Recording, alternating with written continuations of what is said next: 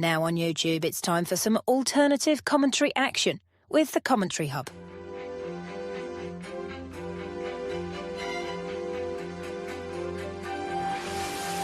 There's headed by Marina! That is 2-1 to Arsenal! Look at that pass! Goal for Manchester City!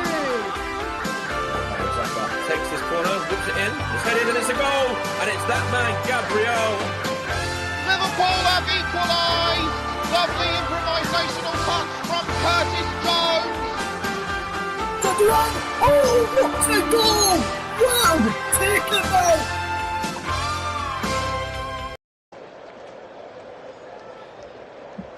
Good evening from Gillette Stadium in Foxborough, Massachusetts. My name is Alex Peters. You are listening to the Commentary Hub live. Alongside me today is Nicholas Jones, whose sports we'll come to in a moment. But in terms of Morocco versus France, we have been here before. Not literally, though actually, yes. Both of these teams have played and won at this exact ground in this tournament. But spiritually, France, Morocco, a World Cup knockout game 23 months ago in Qatar. France beat Morocco 2-0 in the semi-final.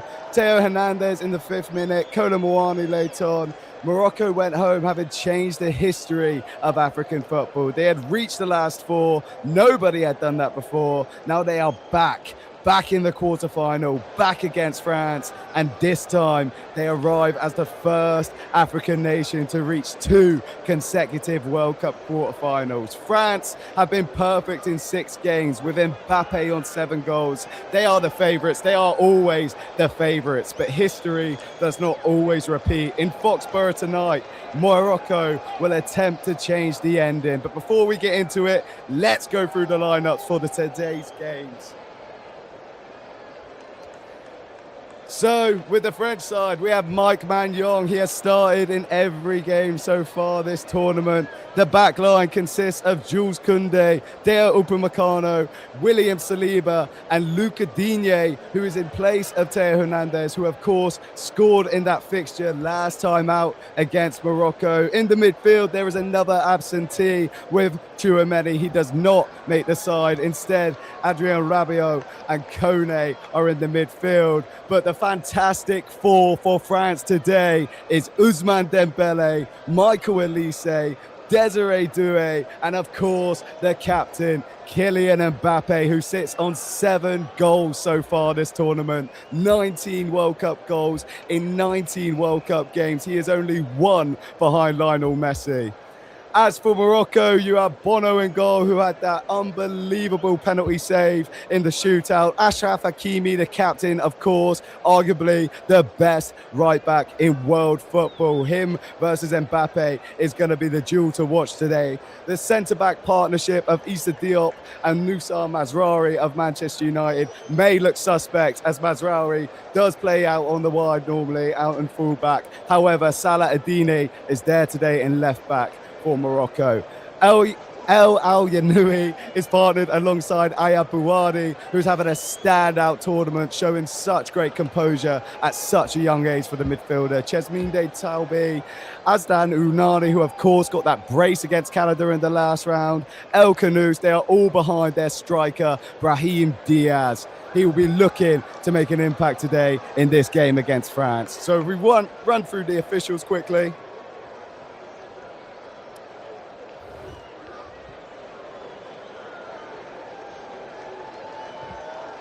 Our referee for today is Facundo Tello's assistant referees are Juan Pablo Balati and Gabriel Sade. The 4th official is Dario Herrera. Reserve AR, of course, is Christian Navarro. The video assistant referee for today is Hernan Mastrado, of course, Argentinian descent, with Leon Gonzalez and Tatiana Guzman also on the assistant referee. So a predominantly Argentine mix-up for this game, and that was the matchup in the 2022 World Cup final.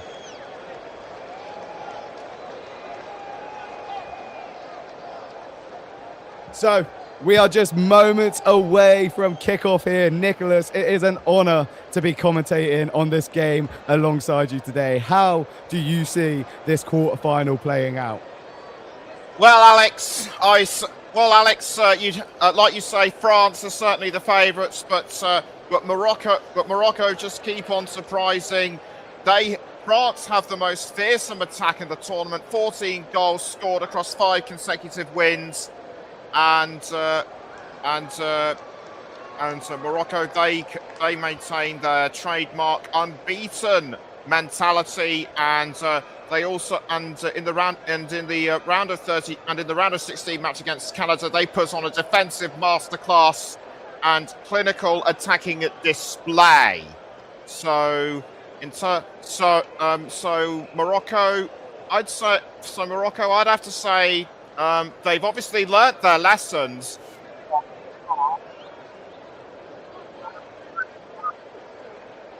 To say they are definitely not a side to be sneezed at. They're definitely not, Nicholas. They, of course, are the first African nation to reach consecutive quarterfinals in a tournament which has seen African nations shine. 9 of the 10 African nations qualified out of the group stage. And just in terms of Morocco, the achievement of reaching consecutive World Cup quarterfinals, 2022 semi-finalists against France, is extraordinary. You know, they beat the Netherlands on penalties in the round of 32 with Bono saving that crucial spot kick.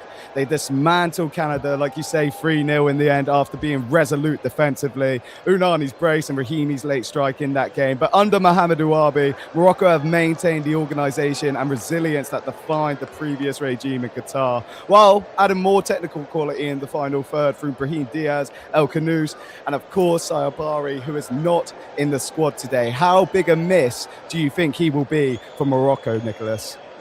Saibari, I'm sure will be a crucial miss for Morocco.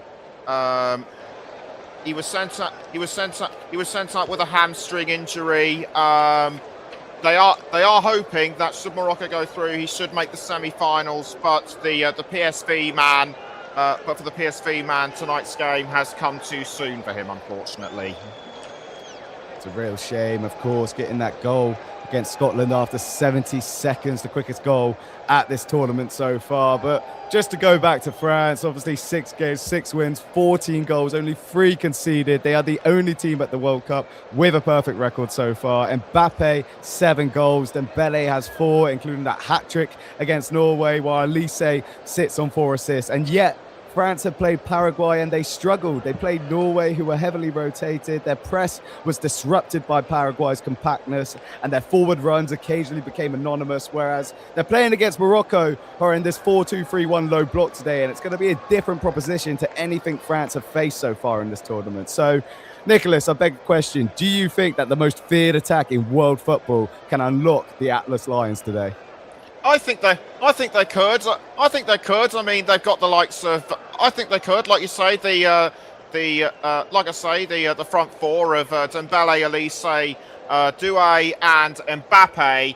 I think Mbappe is although looking at the lineups, Michael Elise is 1 card away from suspension, so he really has to watch himself. But apart from that, France's disciplinary record has been good.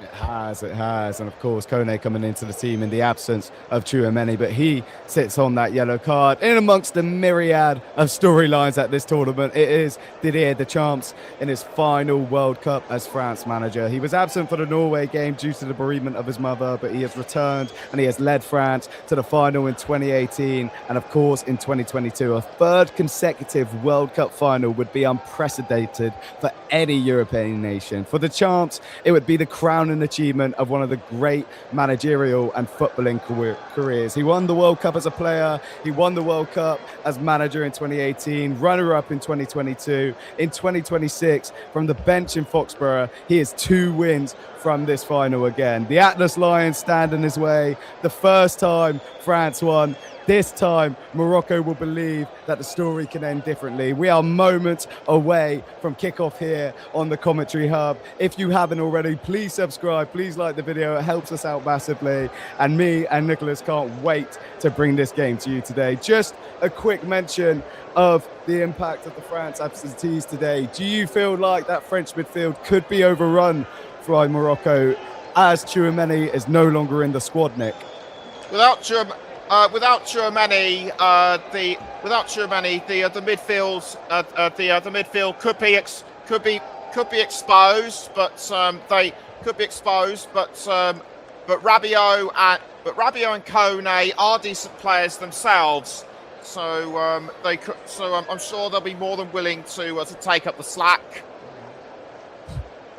Me too, of course. Rabiot, he has started 5 of the 6 games, and the game has started here in Foxborough.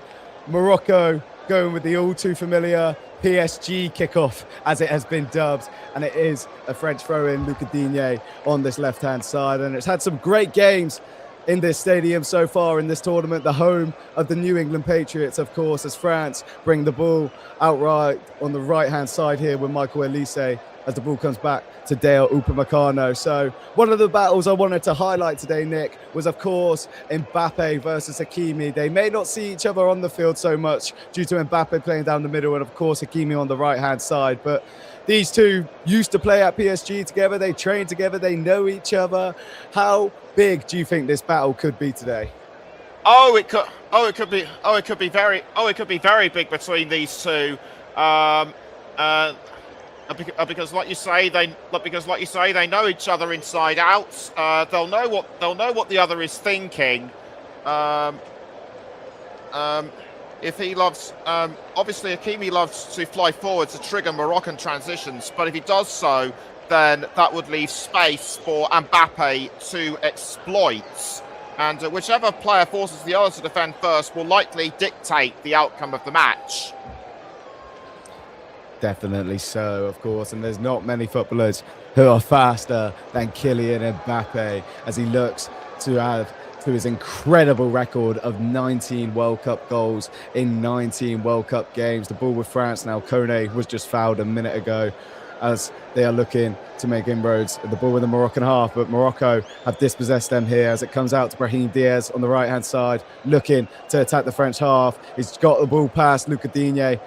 It's a lovely back heel now. Morocco looking to fashion their first opportunity at the half, but Bouhaddi plays the ball back to Hakimi, and Hakimi back to Issa Diop. And it's an unusual centre-back pairing today, Nick. It's Issa Diop, who's, of course, tall. He's got that height, physicality. He's got that header in the last game, and he's partnered by the Manchester United fullback, Moussa Mazraoui. How do you see those two defending today?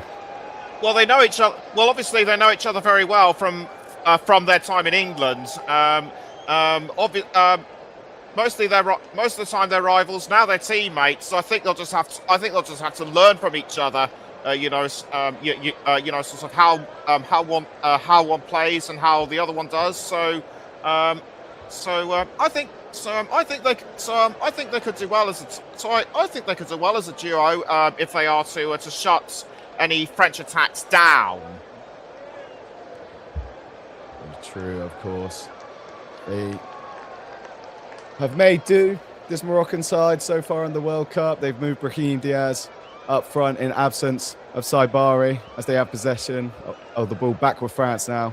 Luca Digne looking to make a run, but the ball with Kylian Mbappe, of course, been one of the main talking points throughout this World Cup for performances on and off the pitch. But France now with the ball with Dembele on this right-hand side. Elise looking to overlap. The ball comes back out now. Kone recycles the play. France being patient in their build-up. As Desiree Doué now looks to beat Hakimi. Both for PSG, of course. And Kylian Mbappe from range. Looking to see if he's won a corner. Might be a goal kick for Bono, but first attack there for France, Nick. Yes, that certainly was a trademark Kylian Mbappe strike. We know how good he is. We know how good he is to strike from a fair amount of distance. But Bono read the situation very well. He did, and he read the situation well again. Another unbelievable save as the ball came in. A close header, I believe, from Dembele, and it was saved by Bono.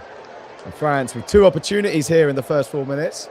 Ball now with Elise on this right-hand side, and a brilliant tournament that he's having as he looks to take on Salah El Nina. The ball goes out for a throw in here. France up the pitch. It was Upamecano with the header and straight at the keeper, unfortunately. But Bono, he does well to react in time, Nick. Yes, he certainly does. He obviously showed us what skills he possesses during the World Cup in Qatar, and it's fair to say he's lost none of his touch. He certainly hasn't. He showed that he still has that ability in the recent penalty shootout, but he was that hero in Qatar 2022.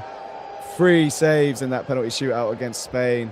Plays his football out in Saudi Arabia, but he's considered one of the world's best goalkeepers for this Morocco side, who have gone strength to strength in recent years. Arguably the greatest African side that we have ever seen. The first African side to reach consecutive quarterfinals, and they'll be looking for revenge today after losing that last quarterfinal to France 2-0. They're under a new manager, of course, but nevertheless, their performances at this World Cup have been scintillating, and they'll be looking to cause more damage here as the ball goes up long from Morocco, but it's returned by France. It's a bit of pinball here, but it's back to the keeper, Bono, safely now. And to think Morocco, you mentioned the unbeaten record beforehand, Nick, they've gone strength to strength in this tournament. They look disciplined, they look focused, they don't really ever look like that they're going to concede. That game against Brazil in the opening match of their tournament, of course, they drew 1-0, but since then, they've been flawless, haven't they, Nick? If anything, they've improved since the last World Cup, and obviously, as some people know, they went on to win the Africa Cup of Nations, and they just keep getting better and better. They definitely do, as here they are now, looking to better the scoreline for themselves as it's 0-0 here, 6 minutes gone. Foxborough, Massachusetts, you are listening to us live on the Commentary Hub. My name is Alex Peters. Alongside me today is Nicholas Jones. It's a pleasure to be bringing this game live to you as 7 minutes on the clock and the ball. Back with Morocco, Mazraoui.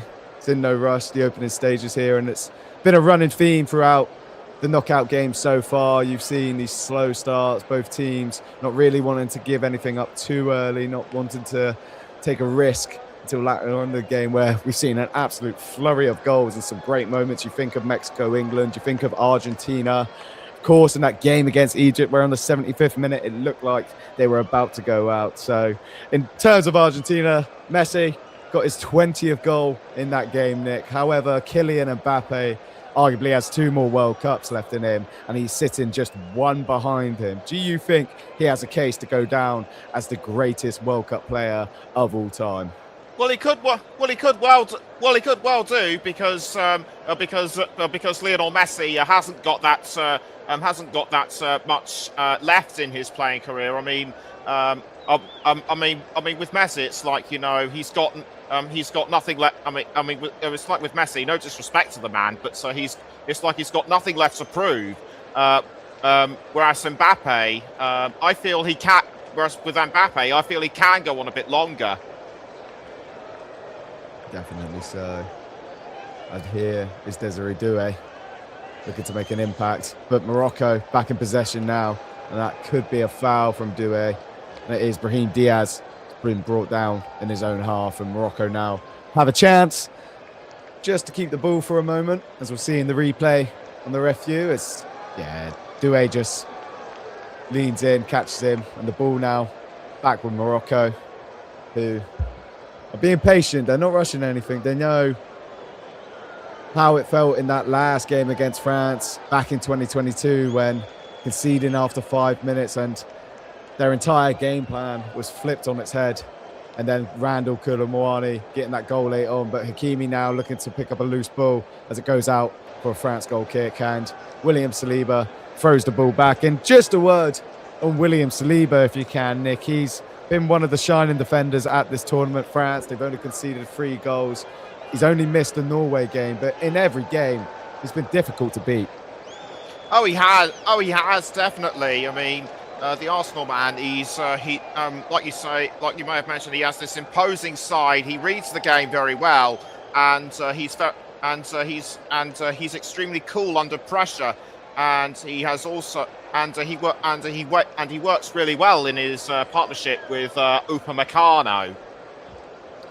He certainly does, alongside the Bayern Munich man, who, for all his brilliance, he's had a couple errors in the Champions League, which maybe stick with him more than some of his achievements so far. But for a World Cup win, we put that all in vain, as Bouhaddi on the ball now, the teenager.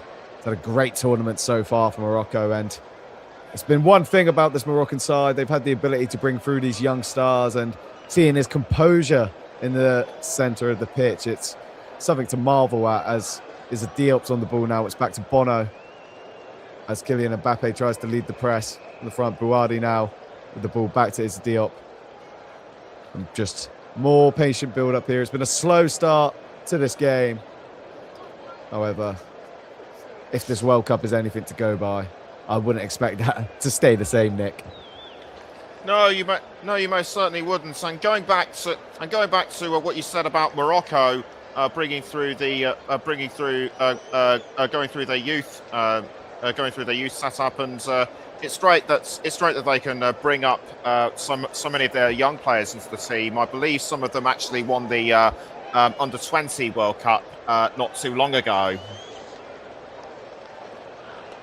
But they did. They've had great success in many tournaments. Morocco, as Nick mentioned, they controversially won the AFCON in whichever way you wanted to see it, but they were awarded that months later after the match had finished, as France now on the ball. Jules Koundé finds Michael Olise, looking to create, looking to bring the ball forward for the French. And just nothing too much yet.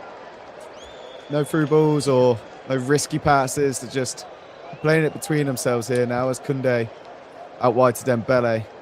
And the fluidity of the French attack, the fantastic ball, as they have been dubbed, they interchange with one another so effortlessly, and you can find them all across that front line, popping up in different positions. And here they are now as the ball comes out wide, but it's been intercepted by Morocco as they look for a chance to counter now. And here's Brahim Diaz running with the ball. He has Ashraf Hakimi to a side, and it's Koundé makes the Kone makes the challenge, and the ball back in French possession now as they look to stage their own counter. Brahim Diaz still down on the floor, but Dembele with the ball in the Moroccan half, just looking for that opportunity, and could have been a chance, but Dembele has found Mbappe now, as Issa Diop to beat. Step over. Oh, and he's just unable to find Kone, as the ball still with the French here, looking to recycle it. Mbappe makes himself available once again, out to Olise, if anyone's going to create for the French. As the ball now down to Rabiot. It's been switched out onto this left-hand side. Desiree Doué, the French, still putting the pressure on, but Morocco, they're defending well. Luca Digne looking to get the ball in. Gets the ball in the box, but it's cleared by the Moroccan defender as it comes back out to Upamecano, and the French look to stage another attack, but sustained pressure in the Moroccan half here. Olise has found Kone. And here's Rabiot. And France just slowing the play down once again, and surely winning a foul that they have, Michael Olise. And France have looked the better of the two sides so far, Nick. So far, so good for them. But so far, so good for them. And yes, they have created those two chances early on. But they're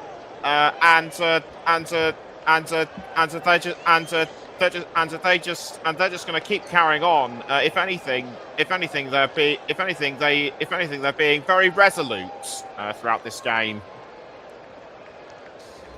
They certainly are. And after those games, or the game against Paraguay, sorry, is the ball back in play here now with Olise, the free kick taken. Out to Luca Digne. Picks over Teo Hernandez today. He finds Desiree Doué, who also picked over Bradley Barcola, as the ball might fall to Kylian Mbappe here now, but Morocco have it, and they have an opportunity to counter. Back to Bono. Oh, and it's a risky pass from the goalkeeper. Dembele was hunting him down, nearly nicked the ball off him there. But now it's in possession with Bouhaddi as he plays out wide to Hakimi. Hakimi just bringing the ball forward. Brahim Diaz, who's moved out onto this right-hand side. He started up front from kickoff, and there's a possible foul there, but the ball's still in play. And the referee, I think, has brought it back here. I believe that was a foul on Uwani, who he got that brace against Canada, Nick. And as you mentioned before, they put on a defensive masterclass. They nullified the Canadian attack, but they absolutely dismantled them in the last 20 minutes. Yes, they certainly did, and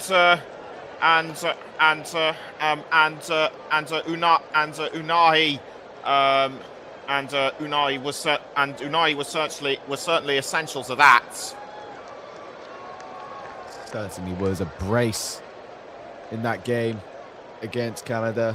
Rahimi getting the third late on as Achraf Hakimi steps over the ball here. On the right-hand side, ball whipped in for Morocco. It's a looping ball, and it loops all the way over and out for a goal kick, and he won't be so happy with that. But the Moroccan manager today, Mohamed Ouabi, as we mentioned, came in after their 2022 campaign in Morocco. I believe it's a run of at least 19 unbeaten games recently, and it'll take a lot for this French team to overcome them, but they've arguably been the best side at this World Cup, the most consistent side, as we mentioned, 6 games, 6 wins. Mbappe right up there in the race for the Golden Boot, as Elise now tries to win the ball back. Comes out to Luca Digne, and he finds Kylian Mbappe. Ball roll in the middle of the park, faces up against Bouadi. And it's youth versus phenomenon, but Mbappe running down the line, attempts to win a throw-in, and it's Morocco's throw, so ball back with Moroccan possession now. Kylian Mbappe protests, and that won't be the first time he's had to protest this week, Nick. Of course, he has spoken out against the comments from Senator Celeste Amarilla, and personally, I think there's no place for that, especially at the World Cup, which is supposed to bring the world together and not separate them further apart, Nick. Yes, absolutely. Senator Amarilla wasn't very respectful to Mbappe, and I'd have to say Mbappe was right to call him out without being too political. I think you're perfectly right, Nick. I think he addressed it in a way which is symbolic of Kylian Mbappe at his age now. You know, he's evolved into this leader for France. He's the captain of the team. Of course, there's the dictator comparisons online, but that's all in jest. And I think it just documents how important he has become to this French team. 19 goals in 19 World Cup games. I'll keep saying it until I believe it. As an opportunity goes wide for France now, Dembele with a header that never looked like it was threatening Bono's goal. But he's not the only one, of course. He's not yet to win the Ballon d'Or, but his French compatriot Ousmane Dembele has, and he currently sits on 4 goals at this tournament and 7 goals and assists. He got that hat-trick against Norway. And what can you say about Ousmane Dembele at this World Cup so far, Nick? Quite a lot, really. Yeah, I mean Dembele. He's definitely been one of the key players for. He's definitely been one of the key players for France. Very unpredictable, and he has elite, and he's definitely got elite acceleration and world-class 1v1 trickery. Certainly does. He bedazzles defenders on many occasions. He's not played so much in the league, but when called upon on the world stage, he has certainly performed. As we are approaching 20 minutes here, France 0, Morocco 0. You are listening to us live on the Commentary Hub. My name is Alex Peters. Alongside me is Nicholas Jones. Please subscribe. Please like if you haven't already. Helps out the channel massively as France look to stage another attack here. Ball falls back to Upamecano. And soon we will take a moment to look through the comments once the hydration break soon approaching. It'll give us a few minutes to read through everybody's thoughts on the game so far. And I don't know about you, Nick, but as much as I don't want the World Cup to be over, I am looking to say farewell to the hydration breaks. So am I, Alex. So am I. At least we won't have anything like that. Not just in England, but also in Europe, which we're hoping to cover a lot of matches there, particularly the Champions League. Definitely so. And there's been, of course, a few innovations, a few rule changes at this World Cup. Seen some of them in play, most controversially, the cover in the mouth when speaking to an opponent. But the ball back in play now here for France as the corner comes in, but the header goes over. And the corners, of course, that's another rule that's been introduced to 5 seconds, and seen it happen a few times, happened in the Mexico-England game. And the ball back here now, Morocco under pressure again from France as they give the ball away. Rabiot now picks up the ball. And Elise now, the ball about 25 yards out from goal. As Desiree Doué looks to make inroads. 2 men on him, Bouhaddi and Achraf Hakimi. As the ball's recycled back again, but some nervy play from Morocco so far, Nick. Well, yes. Yes. They might have been nervy, but they have at least remained resilient against France, and they've lasted longer keeping the score down than they did in 2022. If you ask me, they're like a recently promoted championship club facing one of the greats in the Premier League. Very true. As you mentioned, they've improved on their last performance against France in the World Cup. They were 1 behind after 5 minutes. As we soon approach the hydration break here, Bono looking to take the goal kick. And this should be the last play for the first break of the game. The first 20 minutes have not been that captivating, truth be told, but as mentioned, Morocco have defended resolutely, but Bono has looked a little bit uncertain, and that may just be because of the French press. They've really got at Morocco so far in this game, and a lot of the play has been spent in the Moroccan half, but looks like it's a throw in here for Morocco now. Not bringing it over. Just know that the looming hydration break is coming at any moment, so the ball back in play here now, though. Elise looking to pick the ball up the line for France. A nice 1-2 with Kylian Mbappe. The ball goes out wide to Dembele. Salah couldn't get there, but Dembele now step over, and it's brilliant defending by Salah-Dini. Morocco now look to stage their own attack. Ball goes long. It's a brilliant run here. Taubi looking to take on Upamecano, pokes it through his legs, but no one there, unfortunately. El Khanous was just arriving late. And Elise now. And the game has an end-to-end feel here. As Mbappe is brought down, but no foul. And the ball back again with Morocco as they storm in to the French half. The Atlas Lions here looking for their first opportunity. Brahim Diaz finds Hakimi. Ball on the right-hand side now. Hakimi. And he wins a corner here for Morocco. Their first of the game. And Mbappe arguing, remonstrating with the referee. Looks like Hakimi did win the ball there. Of the Moroccan defender, but the corner's been taken here. Brahim Diaz. It's cleared by the French. Michael Elise now looking to bring the ball down. And Bouhaddi, the young teenager, battling in there. No foul given. He's won the ball. Brahim Diaz now on this right-hand side for Morocco. El Khanous. Back to Bouhaddi. Bouhaddi and Salah-Dini just playing it between themselves. And the ball now back to El Nawi. Bouhaddi. Hakimi plays it out wide on this right-hand side. Brahim Diaz now. Bouhaddi. Brahim. It's a lovely chip ball into Bouhaddi's path. It's cleared by Saliba.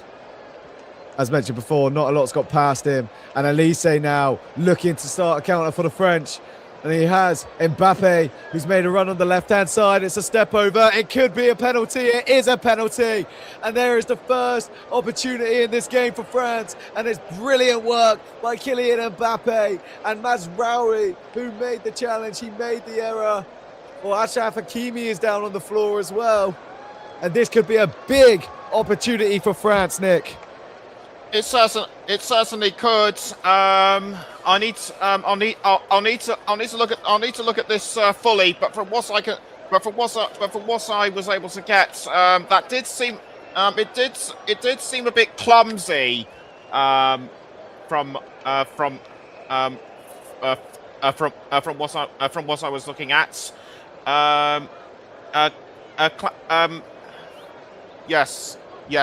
Yes, very clumsy. Yes, I'd have to say very clumsy from Mazraoui. I don't think he meant to take him down on purpose. No, it's just the speed of Kylian Mbappe. You could see as soon as Mazraoui flew in and wasn't getting to the ball, that Mbappe was going to go down under the challenge. And it was an issue that we highlighted at the start of the game, Nick, that possible issue of playing a fullback at centre-back. And for all of Mazraoui's brilliance, it looks like his flaws have come to light here as Kylian Mbappe picks up the ball. He stares down the keeper. We're just waiting for the penalty box to clear here. But there is a VAR check going on. I would be very surprised if it was a decision that they were looking to overturn, as Mazraoui just catches Mbappe. It's a brilliant step over. He just pushes the ball out onto the left-hand side, looking to drill the ball across goal. But before he even gets a chance to do that, he is fouled and brought down. So a big moment, Kylian Mbappe, to tie Messi at this tournament. Tie Messi for the all-time World Cup goals up against Bono, who has done heroics in penalties in this tournament, as the referee is clearing the box once again. He's reminding the players of encroachment. And Kylian Mbappe now, his hands on his hips, looking to put France 1-0 up here. And he was made to wait against Paraguay. He's being made to wait here. Didier Deschamps looks on. Bono with his hands in the air.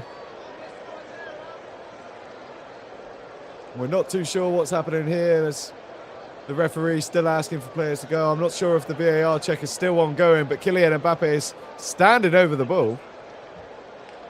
Some bewilderment here, and the check is over. That is confirmed. So, but Kylian Mbappe has walked backwards and forwards from this ball about 5 times now. So please stay with us as we wait for this penalty to be taken. Kylian Mbappe stutters in his run-up, and it's saved! It's saved by Bono! His heroics continue. He bedazzles the French forward, dives to his left-hand side, and calmly collects the ball. It's a poor penalty in truth, Nick. Well, we have been saying over the channel that stuttering before a penalty isn't the way to go, and it kind of showed. Certainly did. He is not the first player to miss with a stutter penalty at this tournament, but Kylian Mbappe, who has looked like he can't miss this tournament, has done the unthinkable. It was a poor penalty, but Bono did well to get down to his side, and he always backed himself in that situation. Bono, he backed himself in the shootout in this tournament. He backed himself against Spain, and he backed himself against Kylian Mbappe there, who, as we mentioned, there was a lot of pausing and postponement before the penalty was taken. That Kylian Mbappe will have this hydration break to reflect on what was a massive opportunity for France. And that's quite a shock, Nick. I didn't expect him to miss that one. No, neither did I. And Mbappe will be momentarily frustrated, but I'm sure he will have the hydration break to collect his thoughts and go again, because he is one of the most persistent players that we have seen in recent years. It certainly is. If there's any player who this is going to drive on more to go and get another goal, it is certainly Kylian Mbappe, who had that opportunity to match Messi, not only at this tournament, but all-time World Cup goals. And he's still arguing with the referee here. And I guess I can understand, as the delays to his penalty seemed bewildering. They didn't make too much sense. It certainly was a penalty. I'm not too sure what they were looking at. There was potentially a foul on Hakimi beforehand, but the ball looks to have been won quite clearly. And Kylian Mbappe is just too fast, too quick for Mazraoui. And let me just remind you of the games that we have coming up live on the commentary hub. We have Norway versus England. That, of course, will be Saturday at 10 p.m. Make sure you have subscribed to the channel so you don't miss that, and you can join us on Saturday for the game. So, 30 minutes gone. What's your analysis so far, Nick? How do you think the game has gone for the French? France, you'd expect to be ahead so early on, but they have been frustrated by Morocco. They may have played better football than the Atlas Lions, but I'll say it again with Morocco, they're like a recently promoted championship side, or you could say one of the sides that has flown through the lower EFL divisions, right up to the top flight, and they're certainly giving France a run for their money. They certainly are so far, and they will be buoyed by that penalty save from Bono, who has came up so often for them at this tournament. He's stood up and been accounted for when needed, and that view is echoed by Mike, who is in the chat for us. He's commented that was a dreadful penalty. It was more of a pass back than a penalty. There was no power behind it. And Mike, it's great to have you here. Thanks for commenting. And the ball is back in play now as the hydration break is over. 32 minutes on the clock. It is France 0, Morocco 0. Kylian Mbappe with a missed penalty, but France looking to get the first goal of this game as the ball's on the outside of the box now. Kone has found Dembele, twists, turns, shoots wide. It was a good effort by the Frenchman. Did well to fashion the opportunity for himself. But Bono, he didn't even move in the end as the ball goes agonizingly wide for Ousmane Dembele there. Waiting for the game to be restarted with goal kick from Bono as it goes long. It's headed back by Digne, and it's some lovely play by Desiree Doué on this left-hand side. Just puts it through the legs of Bouhaddi. And there's no foul on Doué there as Morocco now have the ball. And it goes out of play, and it's a poor pass in the end from El Khanous. But France looking to get the play restarted quickly now. Here's Elise looking to charge through. Is he brought down? No, the referee lets the play continue. And he's letting a lot go so far, this ref. And Bouhaddi now looking to bring the ball forward. This is Diop, and just the Moroccans looking to have some sustained pressure now, as France have been relentless in their pressing so far. They've really gone at this low block of Morocco. But Morocco went on the ball. They've been patient. They've had a couple opportunities to counter-attack. Hakimi did well to get down the right-hand side, but they've not had so much of an opportunity as Kylian Mbappe, who missed that penalty in the 29th minute. It was a poor penalty.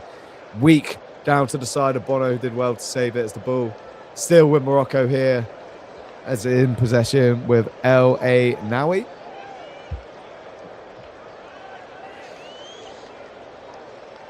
There's 34 minutes on the clock here, and I just touch on the importance of the captain Hakimi, Nick, and just how big a role he plays in this Moroccan side. He's now obviously a back-to-back UCL winner, but to be captain of the side and do what this side have done, nothing that no other African nation has ever achieved. He's arguably one of the greatest African players we've seen.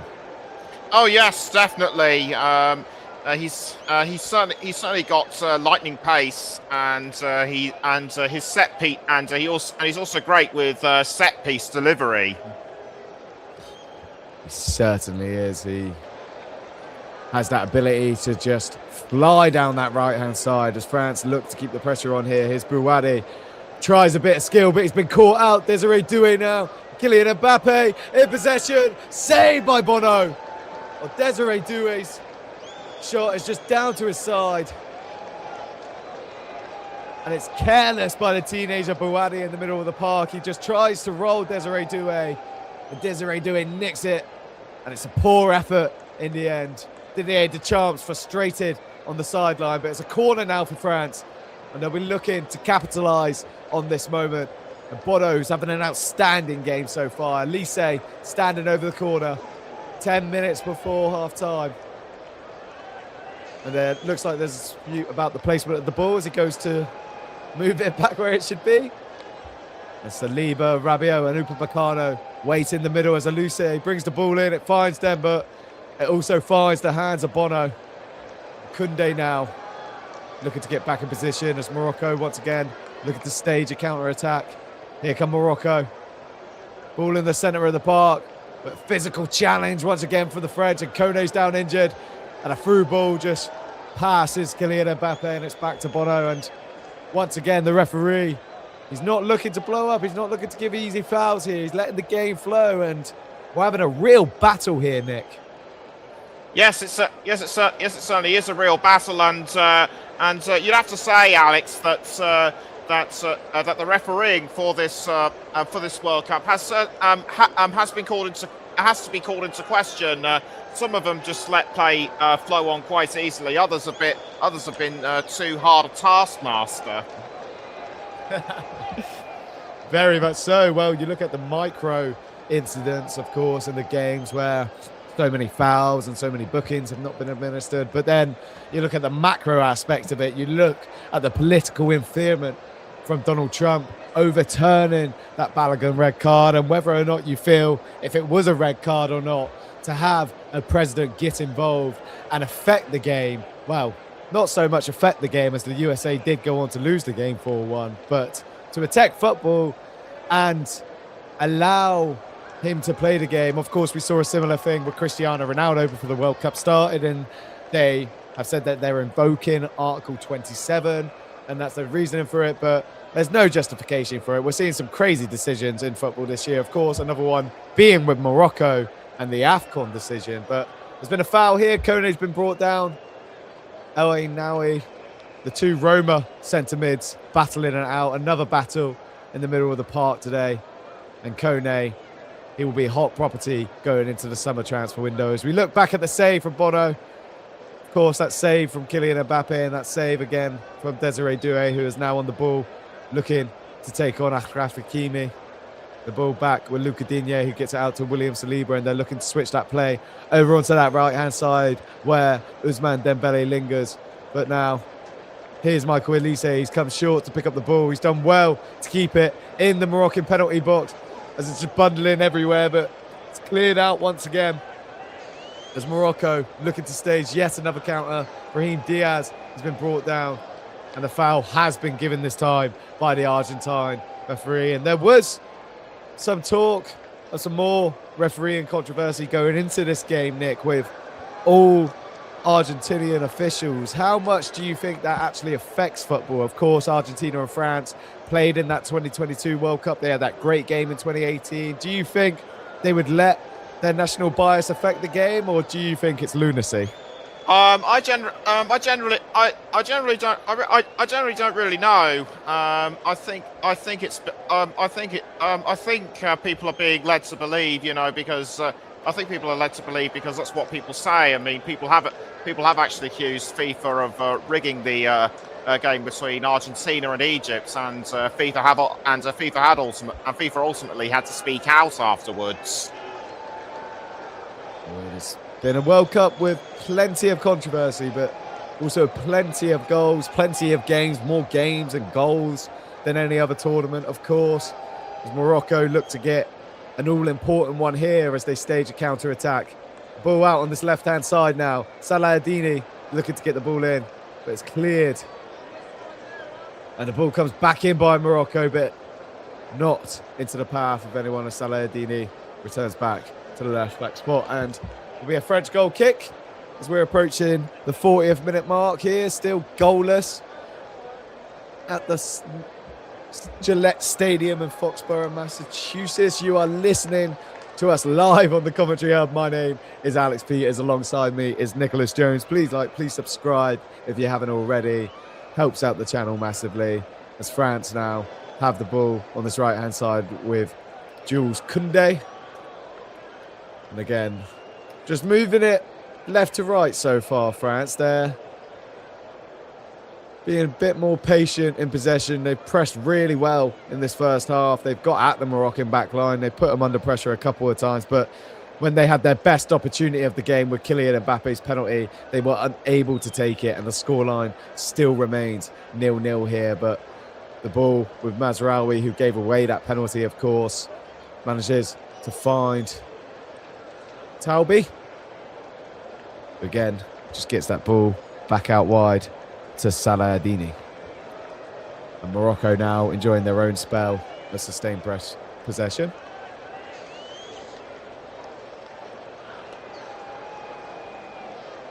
Here is Bouhaddi on the ball.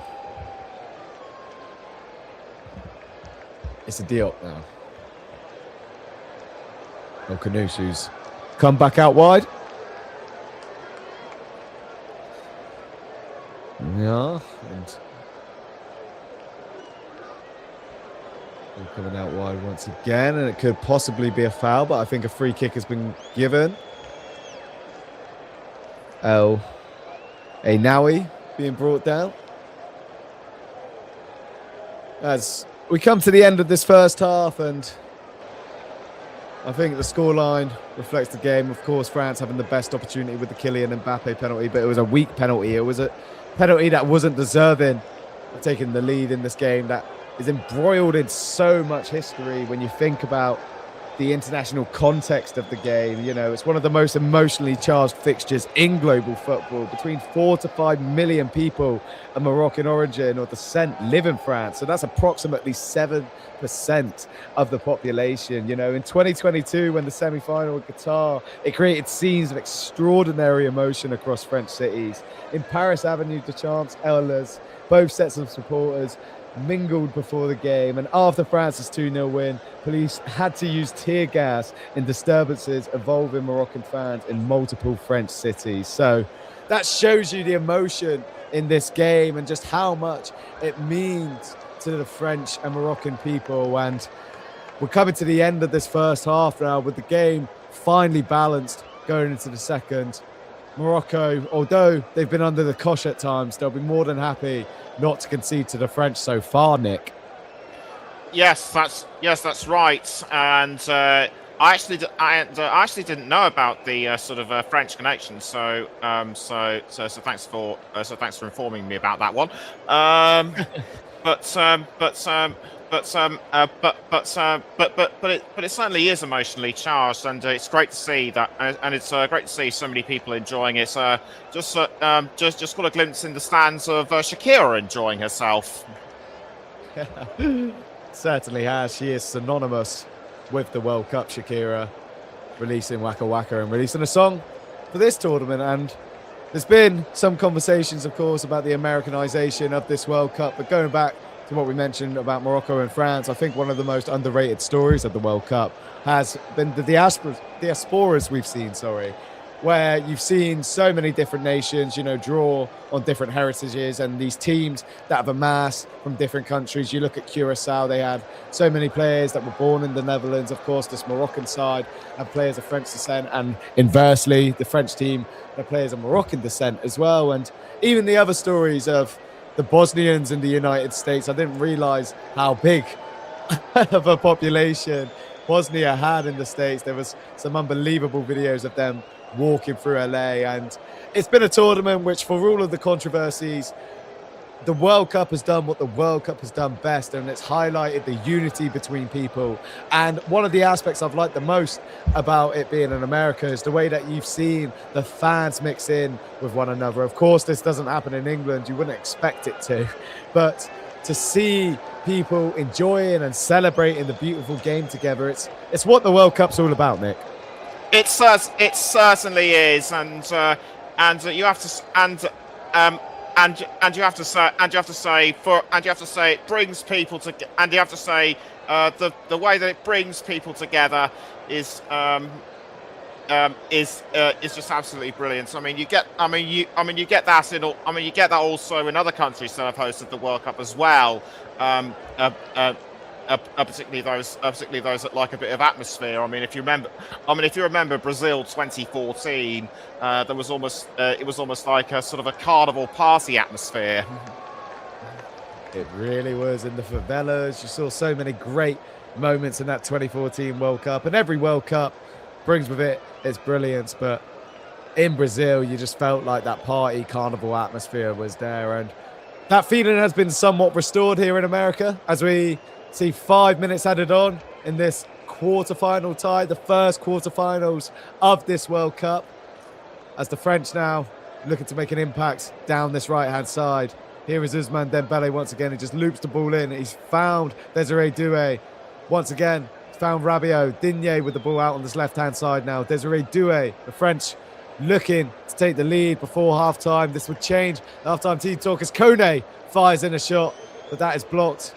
And it's out to Ousmane Dembele once again on this right-hand side. It's a lovely nutmeg pass there. He's found Michael Elise. Michael Elise looking to get a shot from outside the box. Unable to do so. Morocco have blocked once again. Luca Digne from range hits the crossbar.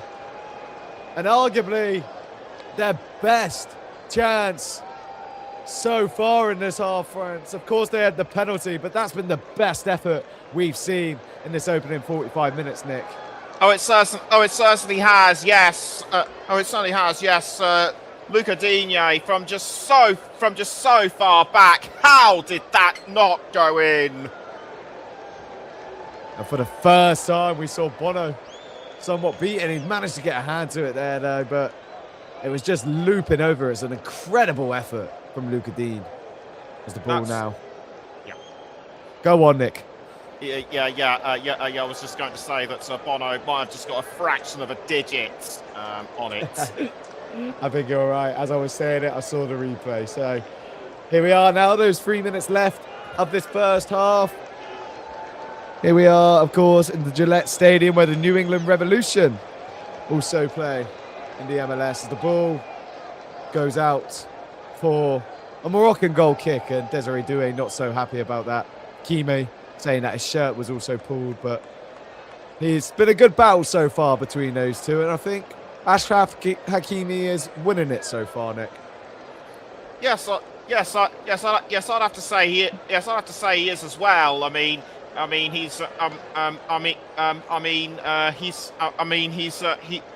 He's really stood his ground. He's really stood his ground as the Moroccan captain. And I'd have to say he is certainly beating Doué on pace. Definitely, he's leading by example there. It may be a different story where if Bradley Barcola is to make an appearance in the second half, but here come Morocco once again, looking to make inroads down on this left-hand side. The ball now in possession of Hakimi. He's fine. Brahim Diaz out on this right-hand side. This comes back to El Al-Nabi. It's patient play, patient build-up play from Morocco here. They're just camped outside of the France penalty box. Hakimi now. And they look like deliberate, purposeful passes here. Oh, shouts of a handball, and it's a free kick that's been given. Adrien Rabiot, the perpetrator. And the Argentinian referee has given Morocco a free kick about 20 yards out here. And what an opportunity. Oh yes, definitely an opportunity for Morocco to take advantage of that. Rabiot, I'd have to say his arm was. I'd have to say his arm was probably in the wrong place at the wrong time. He might have twitched it. He might have twitched it a little bit in a deliberate position, but whether it was deliberate or not, I'll likely never know. That we won't know, but we are about to know the outcome of this free kick. Raheem Diaz, Achraf Hakimi on this far right-hand side, about 20 yards. Hakimi running up to the ball. Tries the cheeky effort, but it goes wide ultimately. Tried to just bend it around that two-man wall of France. Catch Mike Maignan out, but that effort was never really troubling him, unfortunately, Nick. No, it certainly wasn't, Alex. I mean, Hakimi. He probably didn't likely know where his bearings were, and he just sent it the wrong way. He did. It's not what you would expect from the Morocco captain, but that was the last action of this first half, and the score is France 0, Morocco 0 so far. We will come to Nick in a moment for his thoughts on that first half, but I just want to give you a reminder that you're listening to me, Alex Peters. Alongside me is Nicholas Jones. You're listening to us live on the Commentary Hub. If you haven't already, please make sure that you subscribe. Please like the video. It helps us out massively. We will be going for a break, but before we go for a break, Nick, what was your verdict on that first half? What a performance by Morocco, keeping France level all the way through the first half. They've certainly made France work for it. And I have to say that the halftime team talk will be nothing short of encouragement. France, I think, will need a bit more of a. France, I think, will need a bit more tactical team talks during the break to get them through to try and break Morocco down in the second half. But in terms of second half performances, it could go either way. Certainly can. It's finally balanced here at Gillette Stadium. As we mentioned, we will be back in around 15 minutes for the second half. So make sure you come back, make sure you subscribe, make sure you like the video, and me and Nick will see you soon.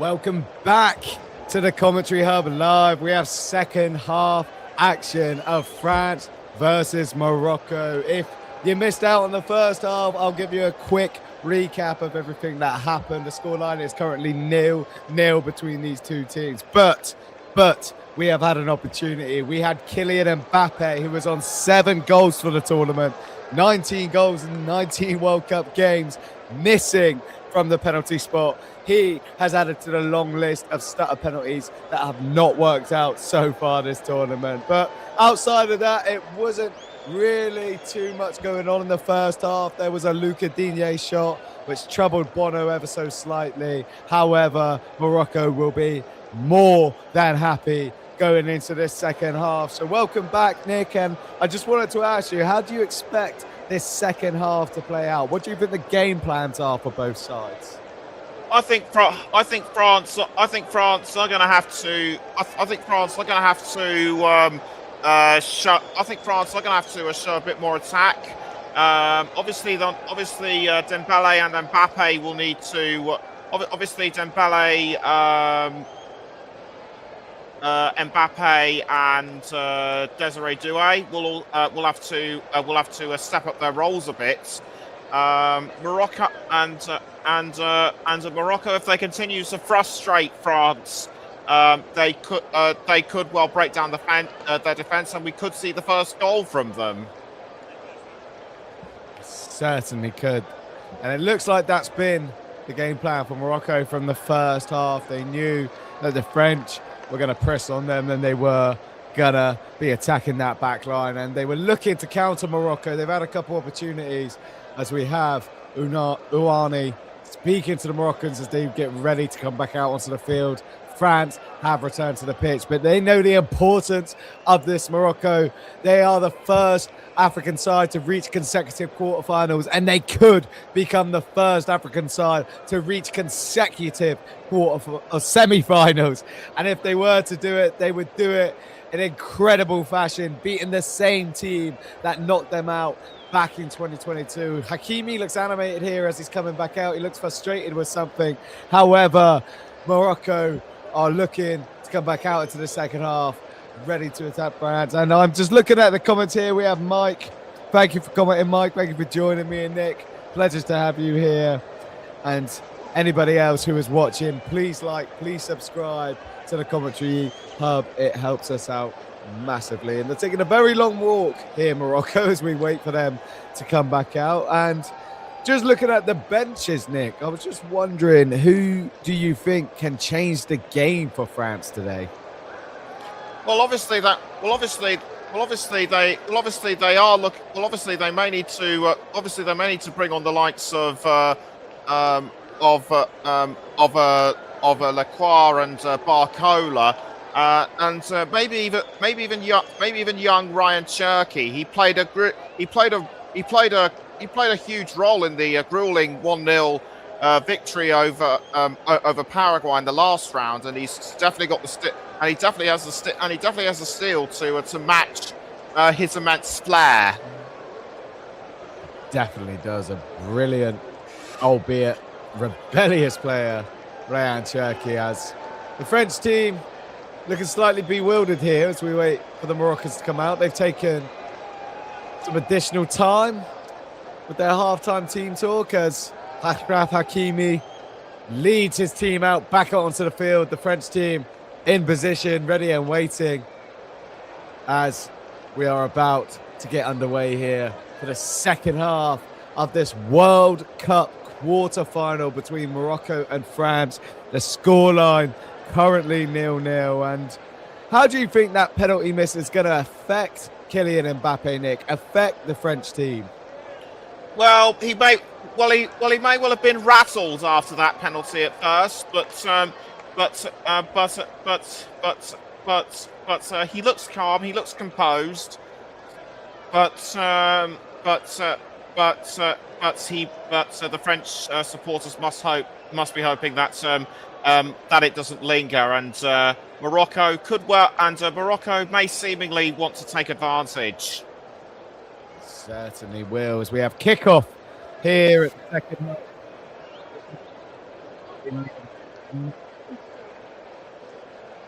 France doing what is commonly referred to as the PSG kickoff. Both teams went for that in this game, and seems to work as France have managed to win a throw-in on this far right-hand side, but the ball back with Upamecano once again, as he looks to be more direct here as a long ball is ricocheted off of Kylian Mbappe and out for a Moroccan throw-in as Salah and Nini picks up the ball here on this left-hand side.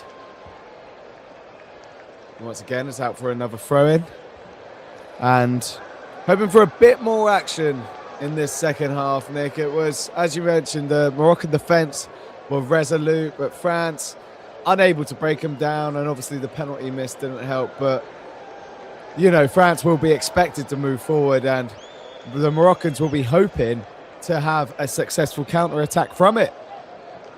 Yes, you would expect France to dust themselves down after after being held. They're actually one of the more consistent sides that we've seen in international tournaments in the past 5-6 years. They certainly are. As we mentioned before, they were runners-up in 2022, winners in 2018. How far this French team can go in Didier Deschamps' last World Cup remains to be seen. But here are Morocco now with a great opportunity. Here is a counter-attack. Can he find Brahim on this left-hand side? Ball comes down. And Morocco now. Taubi picks up the ball. Koundé looking to stand him up. But El Khanous looking to make inroads here into the box. Ball still with Morocco. Brahim. It's a poor shot. It's a poor effort in the end. And France back in possession now with Luka Dean. As the ball is intercepted by Bouhaddi, the teenager now. And here's Morocco. Once again, just being patient in possession. Not necessarily rushing anything. They rush when they need to.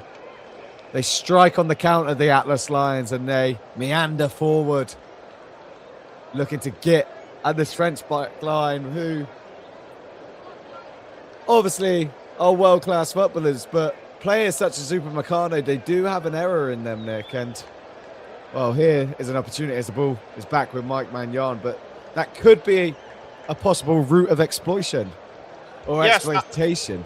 Yes, France have been erratic on quite a few occasions in this game, and Morocco will certainly be using that to play it to their advantage. Like you say, they have been patient, and they've timed things rather well, a bit like England in that sense. They have. We could speak about that England performance long into the night, but I will not go too off track from the game here, as we have a goal kick for Morocco, played short to Bouhaddi, who passes it on for the ball to be launched long, but Elise now looking to find that pass to unlock this Moroccan back line. But they're defending well so far, Morocco. They're doing everything that they need to do. Of course, that mistake from Mazraoui that led to the penalty in the first half. However, outside of that opportunity, the French really haven't got in, as Kone is down off the ball here, holding his, I believe, his jaw. And France just easing themselves into the second half here. It gives me a good chance to mention that if you are not already subscribed to the Commentary Hub, then please do. My name is Alex Peters. Alongside me is Nicholas Jones. It's an absolute pleasure to be bringing this World Cup quarterfinal to you, and we have many other games on this channel. We have Norway versus England on Saturday as well, so make sure you subscribe so you don't miss out on that, as William Saliba picks up the ball for France now, back into the path of Adrien Rabiot, the AC Milan midfielder. Of course, was of Marseille, and then had that bust up with Jonathan Rowe that led to him leaving, but he's had a decent season with the Serie A side. And the ball comes to Kone, who also plays his football in the Serie A, plays with Roma. Finds Elise back to Upamecano.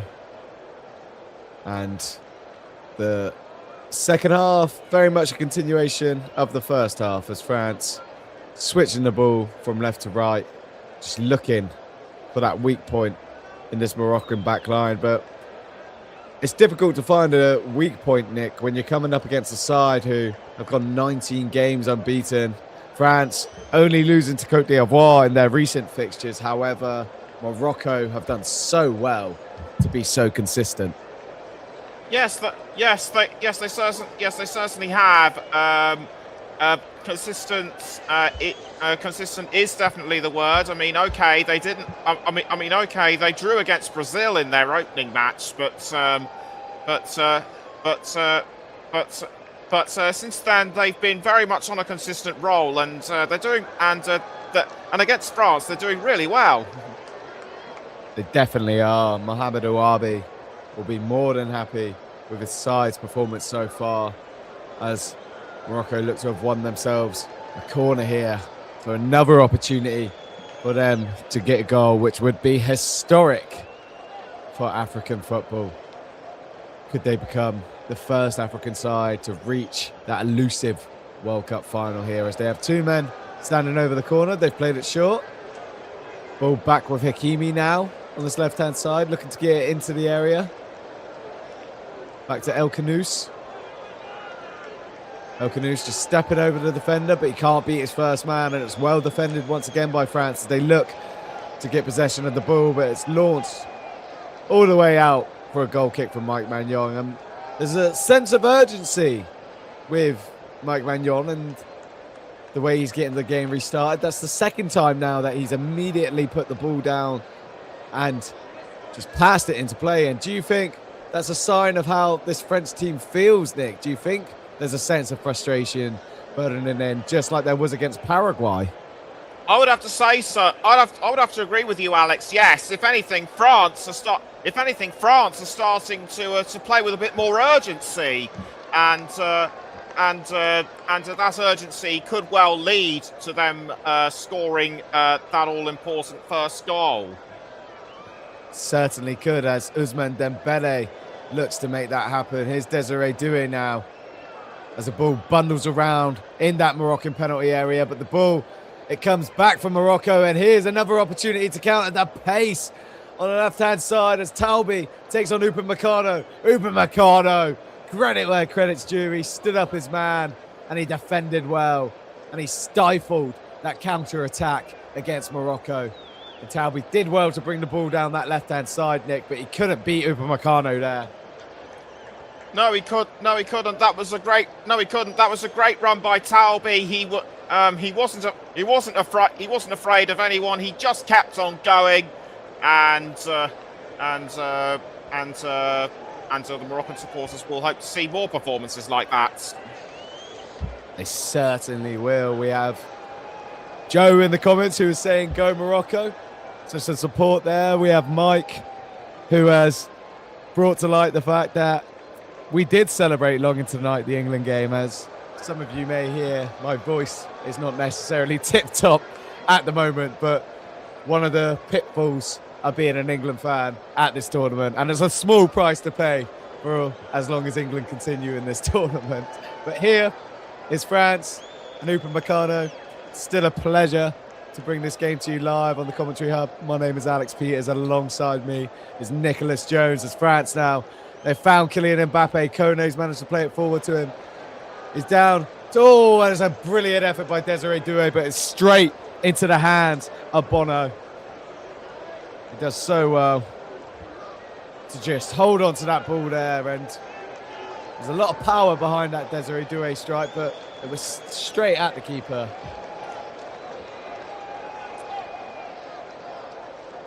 Yes, very much a straight shot at the keeper, but Bono certainly knew. But Bono certainly was able to track it. Well, as he watched it well, got down and held on to the ball, which you would think is quintessential of being a modern day goalkeeper, of being able to hold on to the ball, but you'll be surprised with some of the errors you see in the Premier League week in, week out. As here's Luca Digne now, also of the Premier League, Aston Villa, not starting over Theo Hernandez. Elise. Oh, it's a brilliant run. It's Kylian Mbappe. He may have been offside, but the ball flies over. It's a brilliant run from Michael Elise. He does so well to create the opportunity out of nothing. He just turns, runs, glides past Bouhaddi and Kylian Mbappe. He would have been offside, but he slices the ball way over the bar, Nick. If anything, this is another sign of France's urgency. Elise saw where Mbappe was, but I personally felt that Mbappe kind of knew he was offside and just said, right, I'll divert it. That's it. He's given a fan in Rosette a souvenir with that effort as it's sailed right over the bar. But here comes France once again. Luca Digne with the ball now. And France, they're making more intentional passes. They're looking to get beyond this Moroccan back line, which is defending with so much vigor. And they're not letting France get past them at the moment. But here's Kylian Mbappe on the left-hand side, set it up against Brahim Diaz, his Real Madrid compatriot.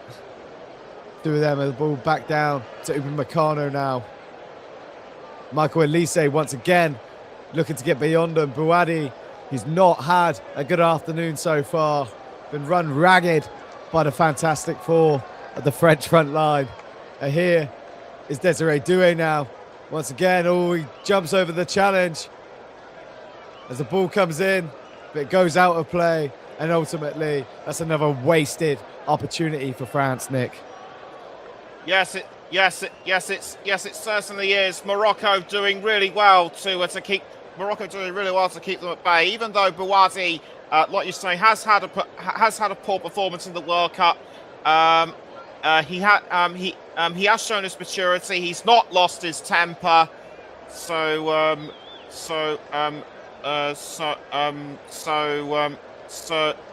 good to see him playing professionally. Certainly is. The temperament of the young teenagers to play in that midfield in a World Cup quarter-final against arguably the tournament favourites, as Koundé has been penalised here for a handball. Morocco have a free kick just on the halfway line. As we're approaching 60th minute, we're nearly 2/3 of the way through this encounter, which, as mentioned in the first half, embroiled in history. The Moroccan-French connection is strong, but only one side can win today.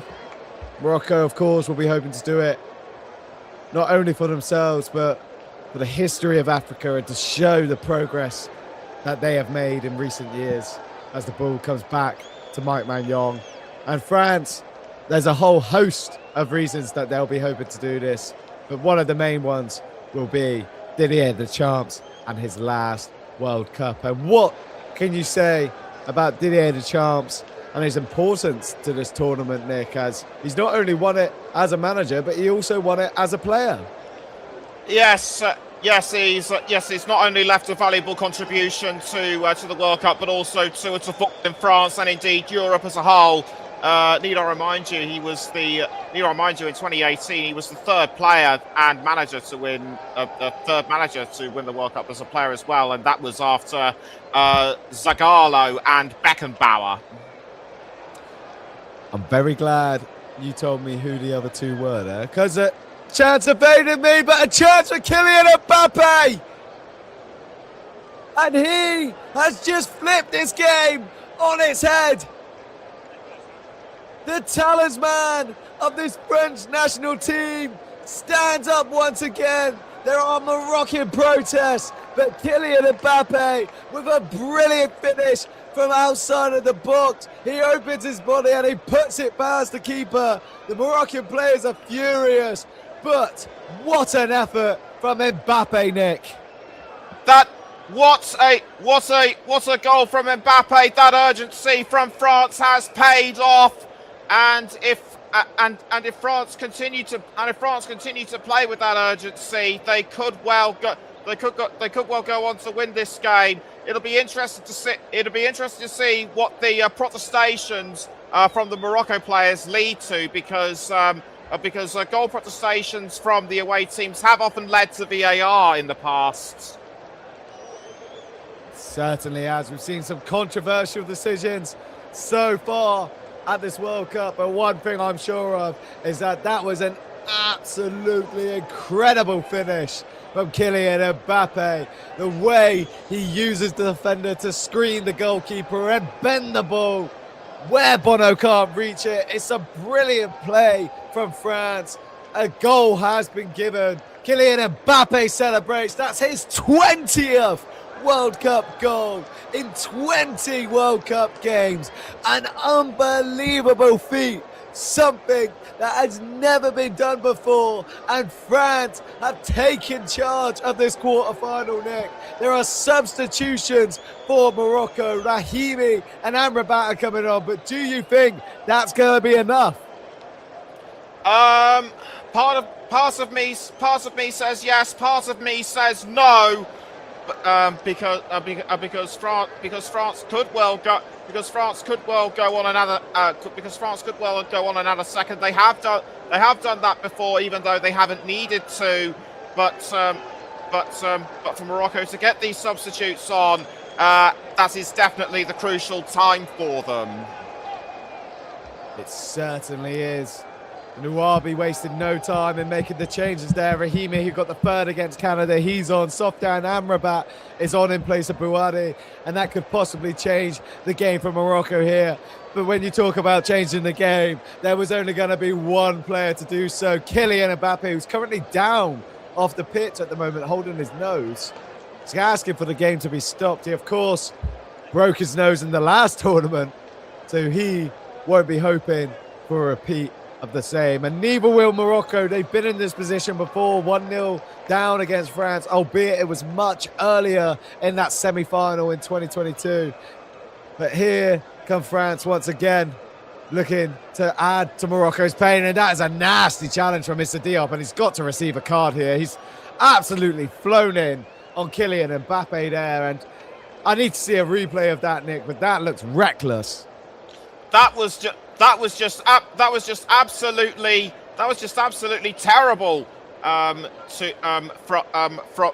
Issa Diop to charge in like that, and looking at Kylian Mbappe on the ground, that was very painful. He obviously was going for the ball. He just charged into him, and in no way did he make any contact with the ball whatsoever. Certainly didn't. If that was any higher on Kylian Mbappe's leg, that could have been nasty for Issa Diop. But he also made that foul on Mbappe previously, so a yellow card for Diop. He will miss the next game if Morocco are able to start comeback here. But here come France, who are looking to better their score and double their lead as it goes out for a throw-in on the far left-hand side. And the game feels like it's coming alive now, Nick. It feels like that Kylian Mbappe goal has changed the game plan for both sides. It certainly has. It certainly has, and I'm very sure that France will go on to at least get another goal. And looking at Kylian Mbappe, his nose appears to be relatively intact, so he's okay. And there will be French listeners rejoicing all over the world hearing that news, as Kylian Mbappe now on 8 goals for this tournament. But surprisingly enough, that doesn't make him the outright leader. It would have done in so many of the World Cups previous. However, this World Cup feels different. It feels like all the star players have come to play, as France look like the star team at the moment. Here's Kone now on the ball. Lovely turn back as Elise carelessly tries a back heel, and he's dispossessed here, but there was a careless punt forward as the ball goes out of play by Rahimi, and that could just be him working himself into the game, Nick. Yes, yes, it certainly is. It certainly could well be a sign that he is trying to work Morocco into it.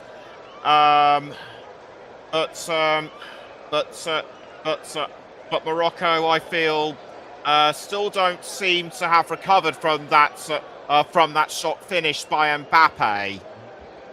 Nobody saw it coming. And nobody saw Ousmane Dembele making it 2 for France here as the French players all go to Didier Deschamps to celebrate.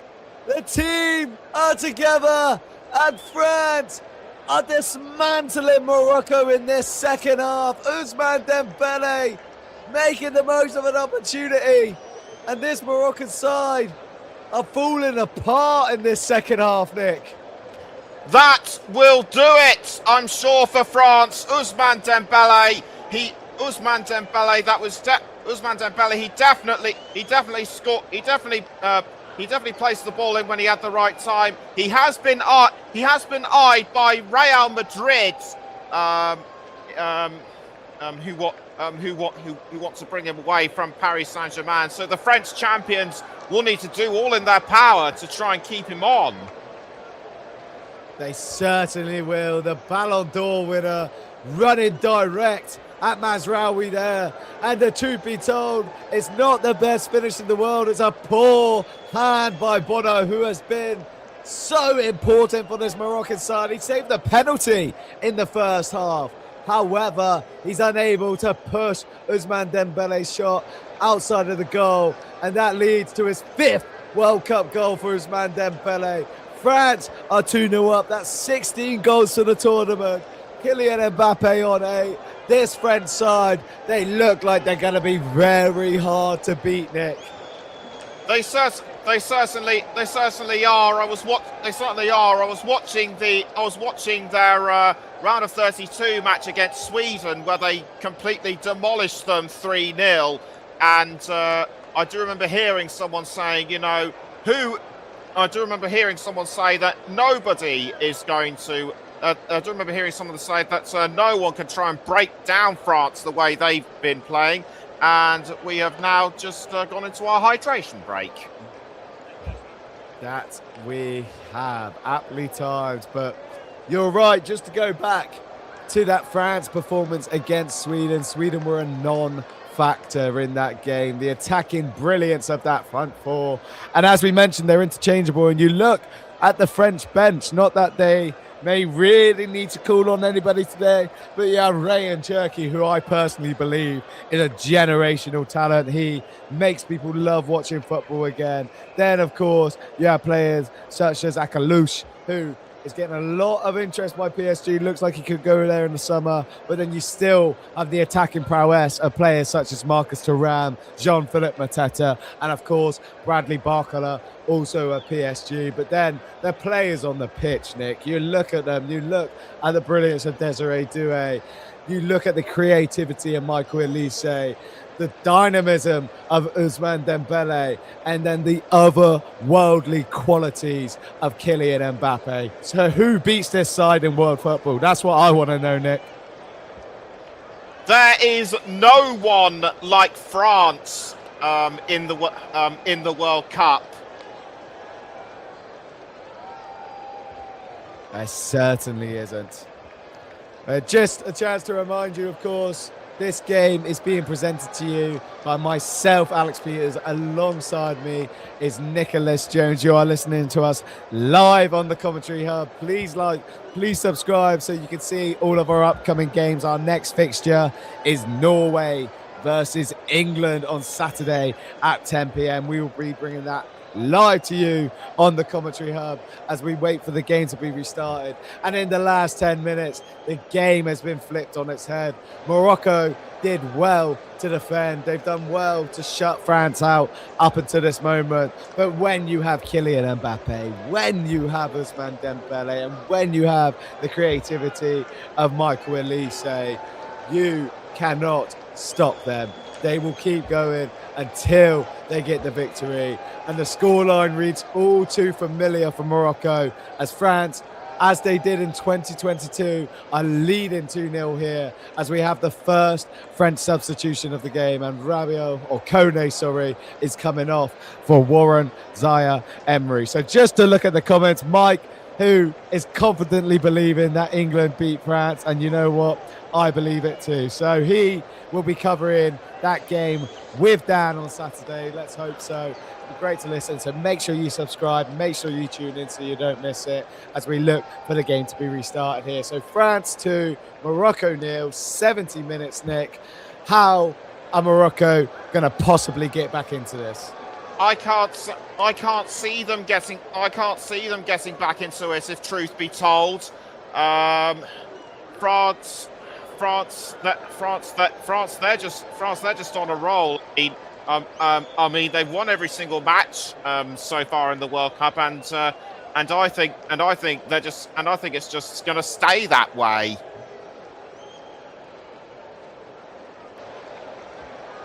They truly have. They've dominated in every game they've been a part of. Of course, that Paraguay game is met with an asterisk above it, but Paraguay, they weren't there to play football. Whereas Morocco, they've looked to counter, they've looked to have several opportunities. Some brilliant play once again by Achraf Hakimi now as he charges down the right-hand side for the Atlas Lions, looking to impact the game in any way possible. He wins a throw-in in the French half. Anything will do for Morocco at this point. They still have time to make an impact. We saw what Argentina did from the 75th minute onwards, and they didn't even need extra time. They won that game in 90 minutes. So given the unexpectedness and craziness of this World Cup, Morocco will be hoping for a similar miracle. But going back to the idiosyncrasies of this French team, there is no other side in Europe that have a fearsome front four like they do. Of course, you look at England, the Kane and Bellingham show.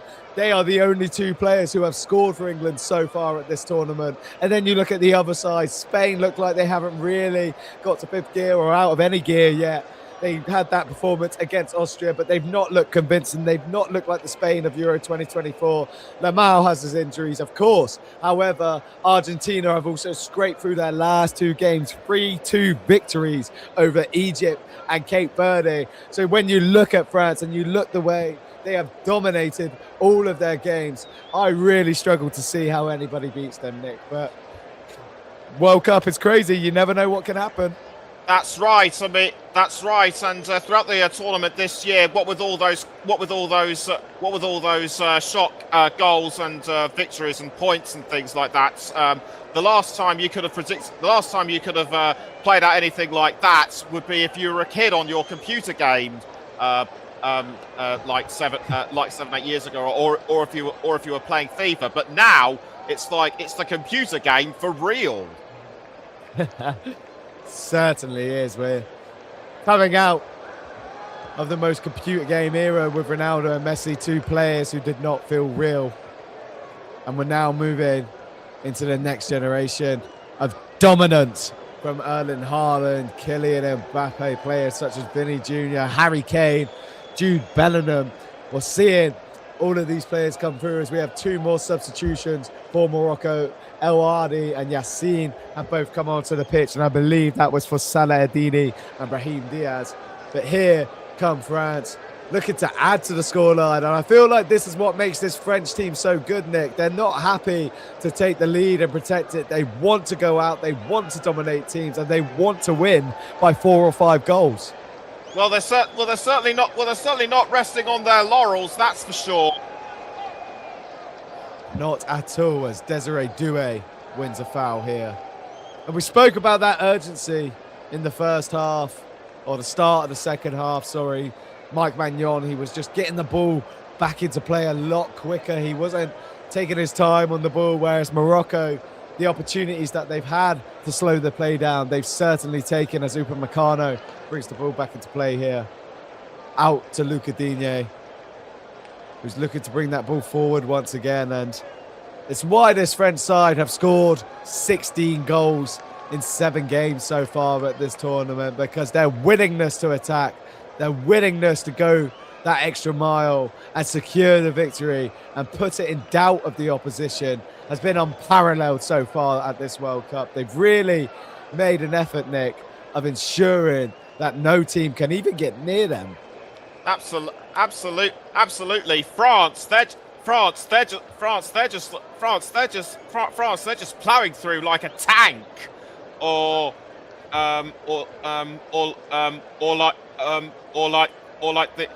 like the cavalry on a charge. They certainly are. They are quieting in the roaring Atlas Lions so far in this game. They've had a few counters, but no real opportunities in the final for Morocco. They've done well so far in the middle of the park, Kone and Rabiot. Rabiot obviously coming off for Zaire Emery not too long ago, as Kylian Mbappe has won another foul here. We'll just wait for the play to be restarted. So 76 minutes on the clock. The score now is France 2, Morocco 0, as it looks like Jean-Philippe Mateta is looking to come onto the pitch, and Kylian Mbappe still down. There's just some concerns of an injury here as Elise has come over, but fortunately the French captain is back to his feet. Looks like he's still in some discomfort there though, so whether or not they'll be looking to bring on Mateta as a precaution, but whether or not you could take a precaution in a World Cup quarter-final, Nick, I'm not too sure, but it looks like he's coming off the pitch here. Yes, it does look like he is. I mean, and understandably so. They need to, because of the amount of fouls he's had, they may well need to rest him before semi-finals, and you can see him walking around the stadium, waving to the fans. Just goes to show what a valuable contribution he's made to football in his home country. It certainly does. He's come off the pitch here, so Barcola and Mateta on, Mbappe and Doué off, but it's good to see he was walking, smiling and waving as he came off the pitch there. So Kylian Mbappe, Didier Deschamps and the entirety of France, truth be told, will be hoping that that injury is not too serious. As Sofiane Amrabat gets the ball back into play here. And Morocco now with possession in their own half. It's not where they want the ball to be. He's managed to move it forward now. Sofiane Amrabat. And France now looking to counter once again, and every time Michael Elise picks that ball up in the middle of the park, he looks so dangerous, and the ball comes into Mateta, who nearly had an opportunity with his very first touch. Now that would have been something, but Morocco looking to get the ball back as trying to win a foul that they have, and that would have been quite the start for Mateta if he had managed to get a goal there, Nick. Yes, that's right. That would have been his. That would have also been his first goal at international level, and he certainly proved his worth at club level. He won the FA Cup and the Europa Conference League with Crystal Palace.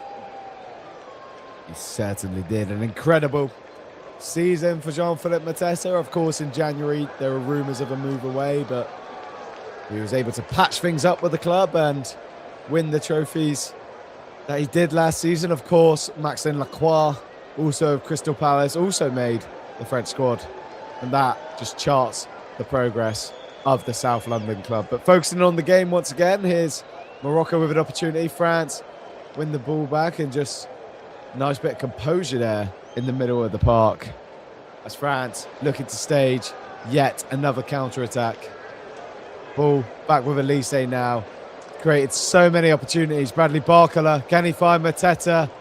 He cannot, but it looks like it'll be a France corner, possibly. And as the camera pans back to Kylian Mbappe by bench end. And France, regardless who's a part of that front four, they continuously look so dangerous as Dembele kicks this corner into touch. Plays it short once again to Ousmane Dembele. We'll play forward here now. Zaire Emery. Adrien Rabiot. Ball back out wide. Out onto his left-hand side.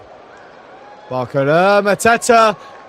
He rose high, unable to get a real connection, but it looks like that first international goal might be coming some point soon, Nick. It certainly might. Jean-Philippe Matassa, he knew where the ball was. He just went for it. That's it. And that's all you can do as a striker. That attacking intelligence, which we have seen on show so far at this tournament. We have Messi and Mbappe both on 8 goals. Erling Haaland on 7 goals too. It's been the tournament for attackers as much as it's been for defenders. We've seen some brilliant defensive performances, not only with the back four, but with the goalkeepers too. Been some great stories, of course, with the Cape Verde goalkeeper, Vizinha. And here is a Moroccan throw-in the French half. Talbi's coming over just to pick the ball up here. It's 81 minutes on the clock. As we mentioned, France 2, Morocco 0. Been a strong second half performance here from the French, as Morocco looking to get down on this left-hand side. And it looks like a goal kick has been awarded and no foul has been given. That's very sensible. That's very sensible in my view. Just a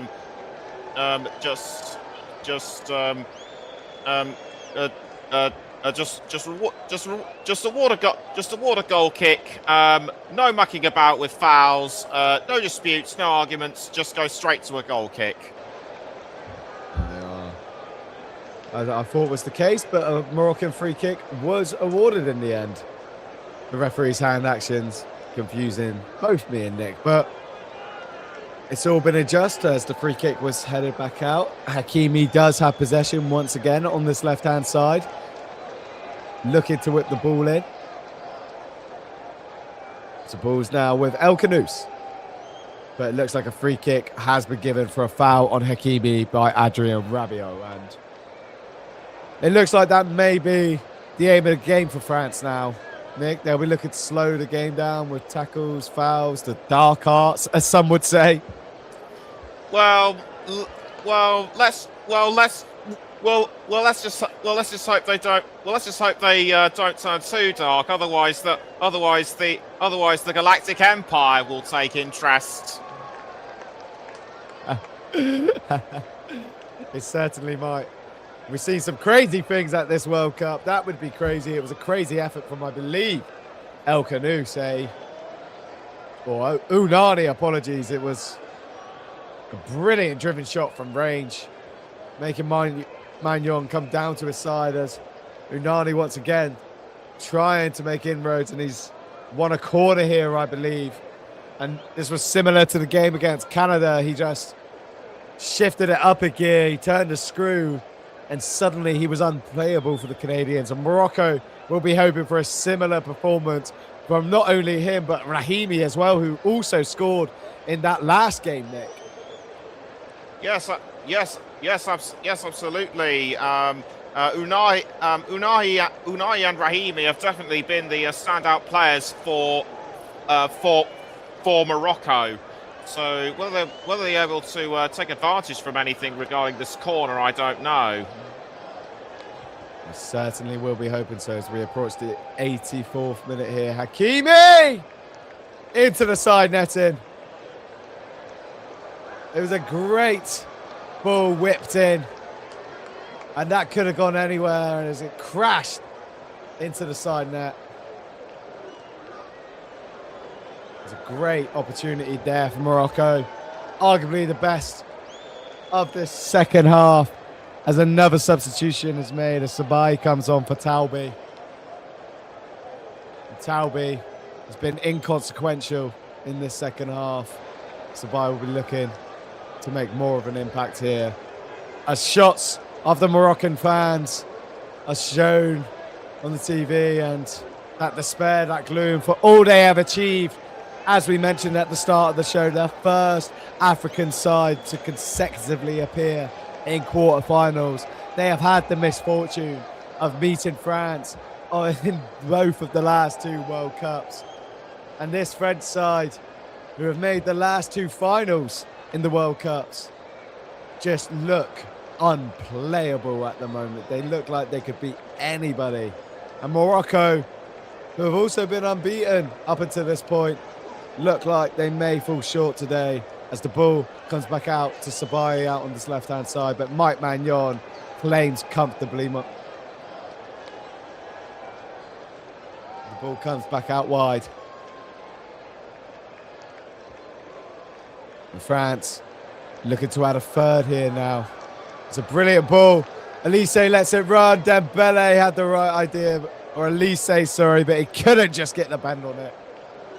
And we will soon be coming to Nick for his man of the match. But first, we'll wait for the game to be restarted here by Morocco. And even if their tournament is to end here, Nick, as I was mentioning, they have so much to be proud of. They've changed African history, even at this tournament, by this consecutive appearance as Jules Koundé comes off the pitch and he's replaced by Malo Gusto, who's entering the fray. But this exit to France and the exit to France in the last tournament, it shouldn't define this Moroccan side, Nick, as they have so much to be proud of.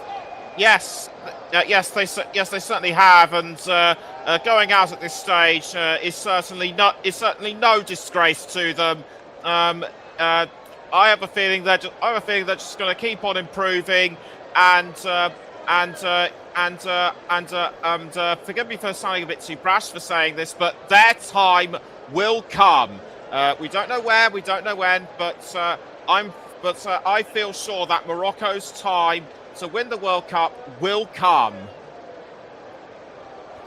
A bold but justified take from Nick there, as they have showed great progress. But France looking to widen the scoreline. It's a great save by Bono in the end, a shot by Bradley Barcola.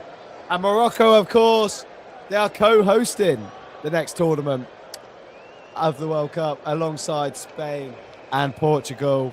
And they are finding that consistency that the European sides so often find at this tournament. You know, they got to the semi-finals in the last tournament, the first African side ever to do so.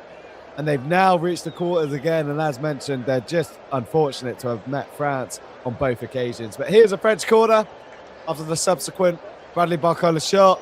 Mateta gets his head to it, but that was never going near the goal as it stretches wide.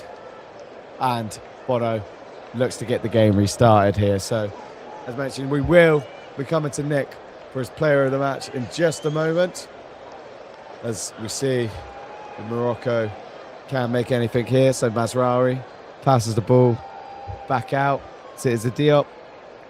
And as mentioned at the start of the show, what this will mean to Didier Deschamps, another semi-final. So of his 3 World Cup appearances with France as a manager, every single one of them has ended up with at least a semi-final if the scoreline remains the same here at the Gillette Stadium in Massachusetts. And in light of his recent bereavement, Nick, losing his mother that second game of the tournament, missing the game against Norway, of course, it would mean so much, not only to him, but to the French squad. It certainly would. Deschamps has certainly been a talisman in the management side for France. He introduced us to Kylian Mbappe and so many other young players that came through, and France and Europe will certainly have a lot to be thankful for. They certainly will. As you mentioned, introducing us to Kylian Mbappe on the world stage. What a tournament that was for the then teenager back in 2018. He lamented his greatness status with that performance in the World Cup final, which ultimately ended in a loss, but a hat-trick for Kylian Mbappe, the first player to do that since Jeff Hurst for England in 1966. I've just seen a great comment from producer Russ, who says that it's been a beautiful day for France today in light of the Moroccan goalkeeper, of course, being called Bono. And I don't think the Moroccan fans will be too happy with that. However, this Has been a great game, or a great second half at least. It's been two sides, two great footballing sides, packed with quality, both looking to exact revenge on one another in different forms. However, France look like they may be victorious once again as we have 6 minutes here. Nick, I'm going to come to you for your man of the match for today. Who do you think has been the player of the match? No question, it's got to be Kylian Mbappe because of his record equaling goal, and also that he's in the lead for the race for the Golden Boot. He is ahead. He is ahead, but only because he has more assists. I reckon he could go all the way and win the Golden Boots and even top the World Cup goal records. I really do think he can. Certainly can. He's now equalled Lionel Messi, both at this tournament and both in World Cup goals, of course. Here's Morocco, though, as the clock crosses 91 minutes. We have 6 minutes added on. Luca Digne clears, and France will be looking to get the ball out of the area, out of their half, and away from their goal for the remaining 5 minutes, as they look like they are on the periphery of another semi-final, as the ball comes in for Assab, looking for a Moroccan head, but he doesn't find it, as the ball is once again cleared. Here's Morocco now. Is it Unani? Ball goes out wide. Ashraf Hakimi looking to get the ball in. He does, but it's cleared once again. And they look untepid. They look unfazed. They look unperturbed.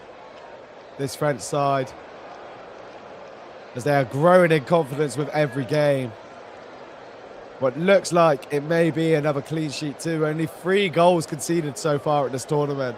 For all of their attacking prowess, they have been defensively astute when needed and called upon. Those errors of Upamecano look like they are behind him, and this French back line is becoming more and more formidable with every game. But here they are attacking now as Adrien Rabiot looks to get the ball forward. He finds Mateta, but too much pace on the ball. He's unable to control it, and the ball is now back in Moroccan possession. And do you feel like Morocco will be disappointed with their performance today, or are they coming up against a side that's simply too good, Nick?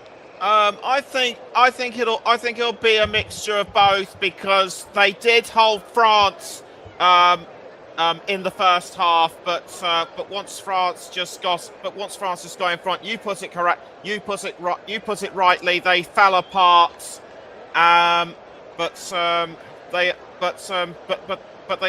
But they are still showing that in years to come they could well be a force to be reckoned with. In fact, they are a force to be reckoned with, as they have proven during the last 2 World Cups.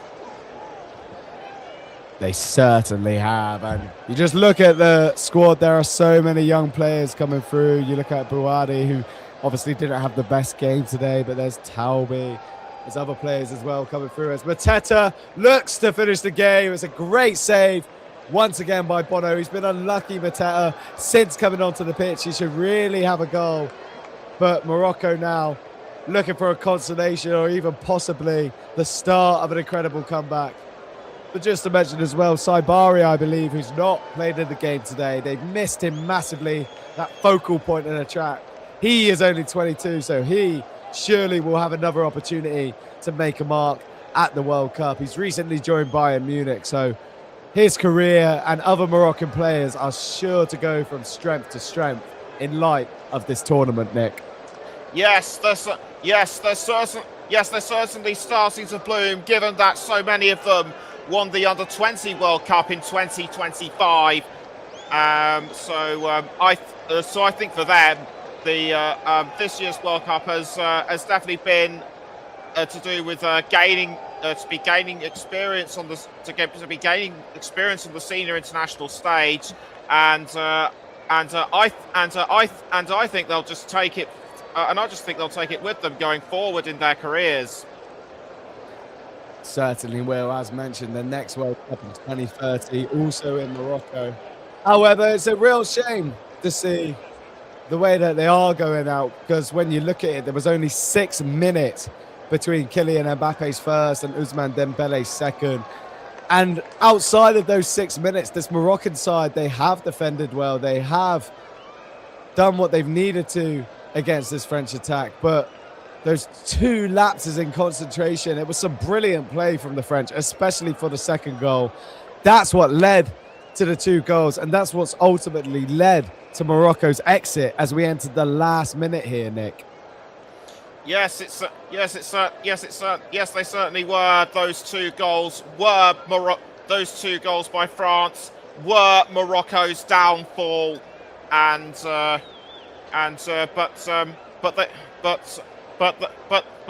they shouldn't be too disappointed. Many of the Moroccan players, or at least some of them, do actually ply their trade in Europe, so we will be seeing more of them. We certainly will, as it looks like the last play of this game. Underway, Zaya Emery is able to find Bradley Barcola, the PSG players linking up as Michael Elise tries a finessed effort, but the French celebrate.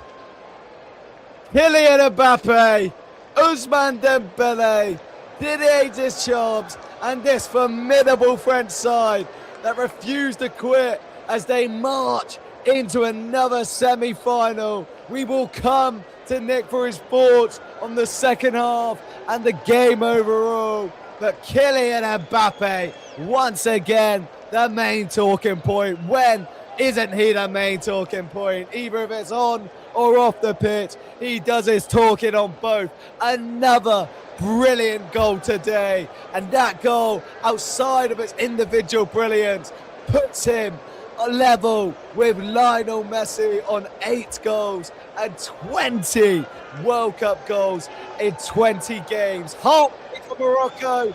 Achraf Hakimi and the players will be disappointed, but this African side have so much to be proud of. They've come so far in the last few years, and they will continue to go from strength to strength. But Nick, what were your thoughts on that second half, and what were your views on the game as a whole? Definitely, we definitely saw what Kylian Mbappe. We definitely saw one of the trademark goals from Kylian Mbappe. He's got this really big smile on his face. Hardly surprising, given that he has equalled Messi's record, but also take nothing away from Ousmane Dembele. He scored that wonderful second as well. But Morocco, you have to give some credit to them. They held France throughout the first half. France might have just taken the advice from Didier Deschamps to heart through in the second half. They showed their urgency, and that was just too great for Morocco. But for them to go out the quarterfinal is something to be proud of. They will be back, and they will certainly improve throughout the next. And I feel they will certainly improve over the next few World Cups. That's for sure.